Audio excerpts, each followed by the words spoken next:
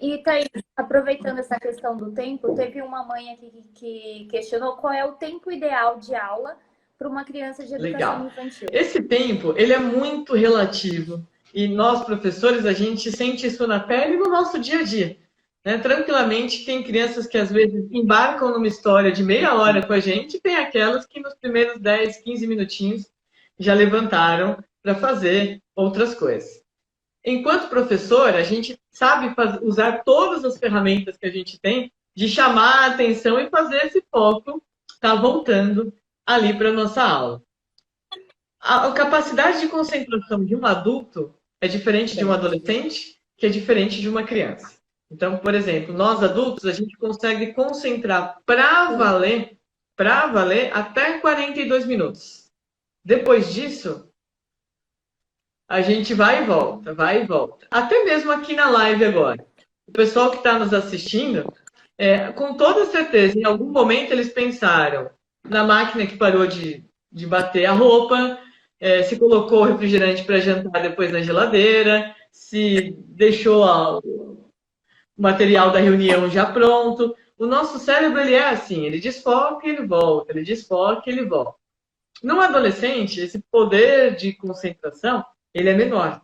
Né? A gente dura aí 28 minutos num cérebro de adolescente conseguindo focar para valer. E no cérebro de uma criança, a gente tem até 12 minutos. Isso não quer dizer que o tempo da aula tem que ser 12 minutos, senão não existiria escola.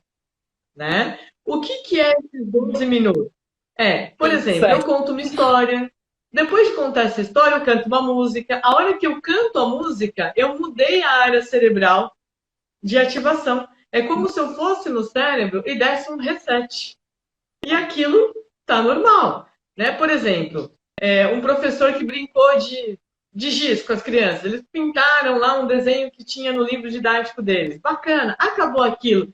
Se esse professor contar, pedir para eles baterem palma, fazer uma atividade de ritmo, já é outra área que está sendo usada. E aí eu tenho mais 12 minutos para usar nessa área. Então, quando a gente fala de tempo, não é que a aula tem que ser nesse tempo. As atividades têm que ser variadas. E nada impede, por exemplo, de em casa assistir uma aula, percebeu que o filho agitou mais, leva tomar uma água, tomar um suco, ir no banheiro e volta. Esses milésimos de segundo, esses segundinhos que você levanta para pegar alguma coisa, que você responde a alguém que te pergunta, pronto, você já deu um reset e você tem de novo aquele poder de foco ali para responder aquela informação. Então, tudo é questão. Era o que eu estava falando, isso, né? De para um pouquinho, viu que não está rendendo, não está legal, não está.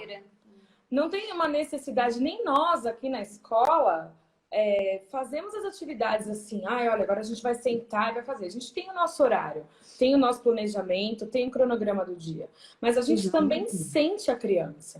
Se perceber que não vai acontecer, o nosso intuito é que eles aprendam efetivamente. Então, se naquele momento aquilo não vai acontecer, não tem problema.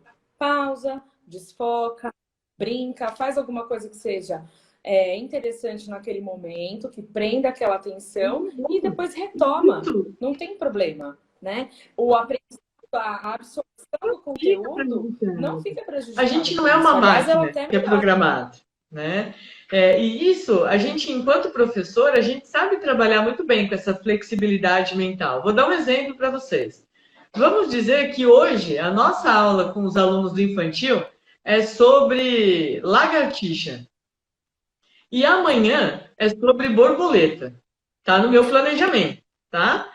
Aí eu chego toda feliz com a minha aula preparada para falar sobre lagartixa.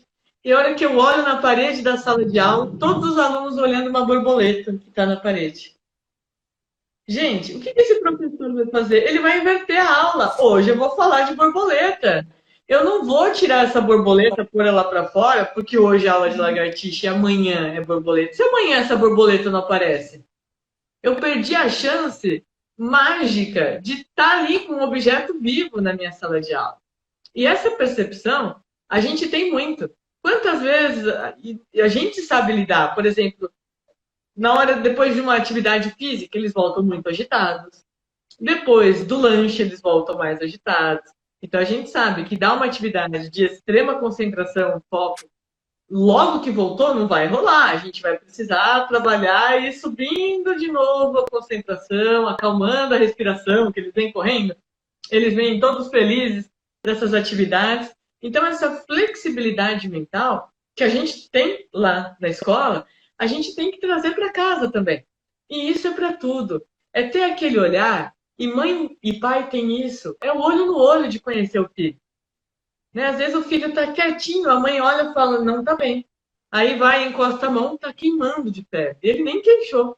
Mas é porque a gente tem aquela sensibilidade de saber o olhar do nosso filho.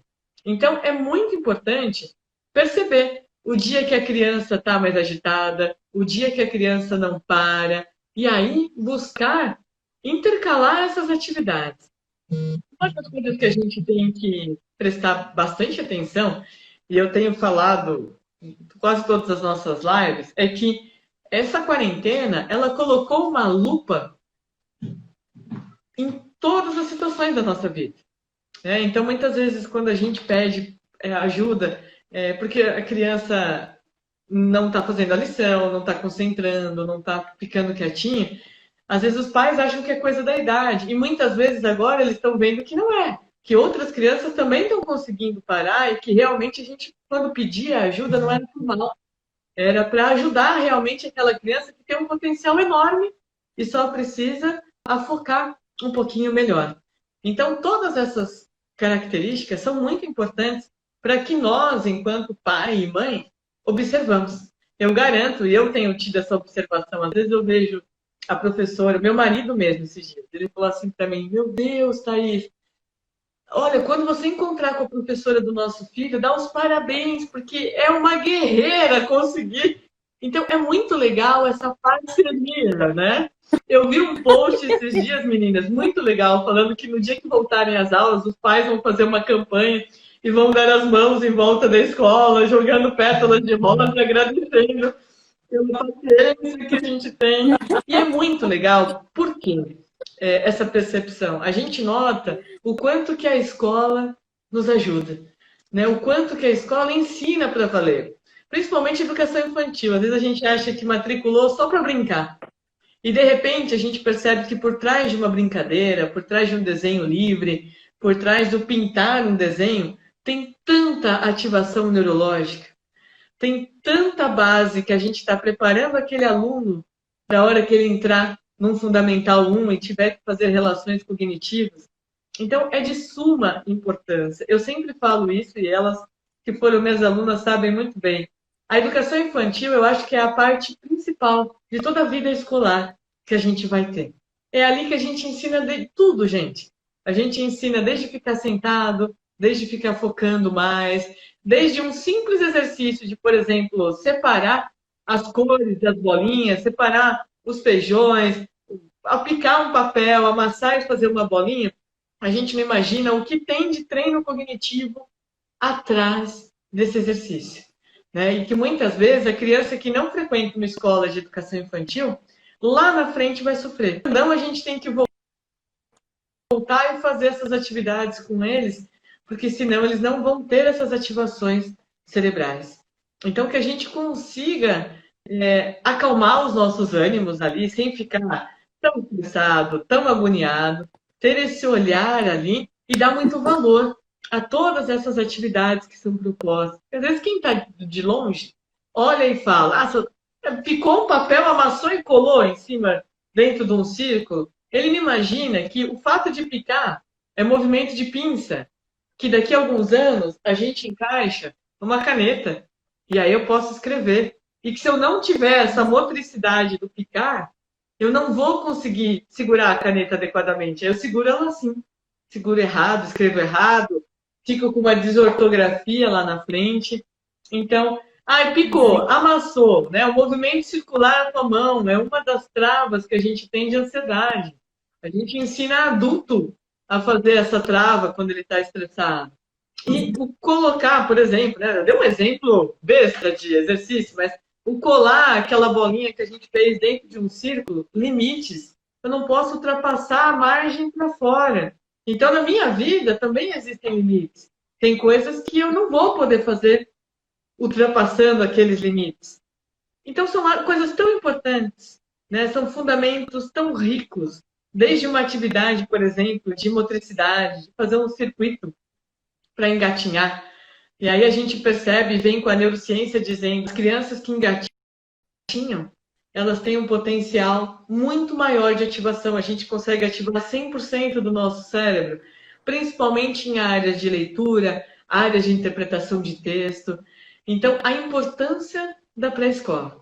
Eu sempre fico muito feliz quando, nos meus treinamentos, nos meus cursos de pós, nos meus cursos lá no Schoolmark, entra um pessoal de educação infantil. Porque, nossa, é uma caixa aberta do cérebro que eles têm acesso para estimular um monte de áreas, um monte, que a gente vai usar depois durante todo o restante da nossa vida.